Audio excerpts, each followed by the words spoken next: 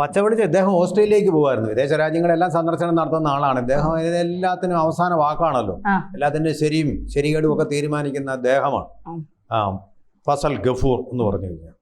ഇനി അദ്ദേഹത്തിൻ്റെ ഒരു പ്രസിദ്ധമായിട്ടൊരു ഏതാനും വർഷങ്ങൾക്ക് അന്തിച്ചർച്ചകൾക്ക് സ്ഥിരമുള്ള ആളാണല്ലോ ചങ്ങായി.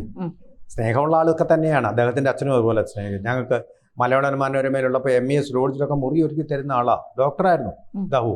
നല്ല മനുഷ്യനായിരുന്നു. നമ്മളത് മറക്കരുത്. കോഴിക്കോട്ടുകാരുടെ മലബാറിൻ്റെ സ്നേഹം ഏതെങ്കിലും മതവിഭാഗത്തിൻ്റെ സ്നേഹമല്ല, പ്രത്യേകം ഓർമ്മിക്കുക. മലബാറിൻ്റെ ഒരു സ്നേഹമുണ്ട്, കണ്ണൂരിൻ്റെ സ്നേഹമുണ്ട്, വളരെ ശുദ്ധമായ സ്നേഹം. ആ സ്നേഹമുള്ളവരാണ്. അദ്ദേഹവും അങ്ങനെ ആയിരിക്കും. ഇദ്ദേഹത്തിന് എനിക്കറിയില്ല. അദ്ദേഹം പറഞ്ഞൊരു വാക്യമാണ്, തുറന്നടിക്കുന്ന ഒരാളാണെന്നുള്ളത് മനസ്സിലായി. NSSുമായിട്ടുള്ള എന്തോ ഒരു ചർച്ചയിൽ MESന് കൂടുതൽ ആനുകൂല്യങ്ങൾ അനുവദിച്ചു കൊടുത്തു, ഞങ്ങൾക്ക് തരുന്നില്ലെന്ന് NSS ഈ SNDP യോഗം പ്രസിഡന്റ് വെള്ളാപ്പള്ളി പറയുന്നത് പോലെ NSSൻ്റെ ഈ സുകുമാരൻ നായർ തന്നെയാണെന്ന് എന്തോ ഒന്ന് പറഞ്ഞു. അങ്ങനെ പറഞ്ഞു കഴിഞ്ഞവർ ചർച്ചയിൽ ഇരുന്നുകൊണ്ട് നോക്ക്, നായന്മാർക്ക് ഒറ്റ ഒരെണ്ണത്തിന് ഞങ്ങൾ ഇനി അഡ്മിഷൻ കൊടുക്കില്ല.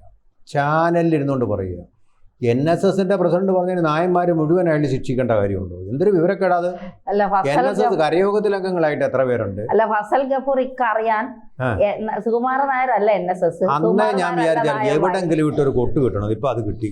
അതിലെനിക്ക് പേഴ്സണലായിട്ടൊരു സ്വകാര്യ സന്തോഷമുണ്ട് സത്യം പറഞ്ഞു. അങ്ങനെ കയറി പറയാം. ഒരു സമുദായത്തെ മുഴുവൻ അടച്ചാക്ഷേപിച്ച് നായന്മാർക്ക് ഞാൻ കൊടുക്കത്തില്ല. അപ്പോൾ ഇദ്ദേഹത്തിൻ്റെ പ്രബലമായ സ്ഥാനം കൊണ്ട് ചാനൽ മാനേജരൊന്നും പറയുന്നില്ല. ചാനലിൻ്റെ ആ ആങ്കറായിട്ടിരിക്കുന്ന ആ ഒരു അവതാരം ഉണ്ടല്ലോ, അയാളും ഒന്നും പറയുന്നു. അവതാരകനല്ല, അവതാരം ഒന്നും പറയുന്നില്ല. വേറെ NSS പിന്നെ അതിനെക്കുറിച്ച് മിണ്ടിയതേയില്ല. അന്തസ്സായിട്ടുള്ള ഒരു മൗനം പാലിച്ചു.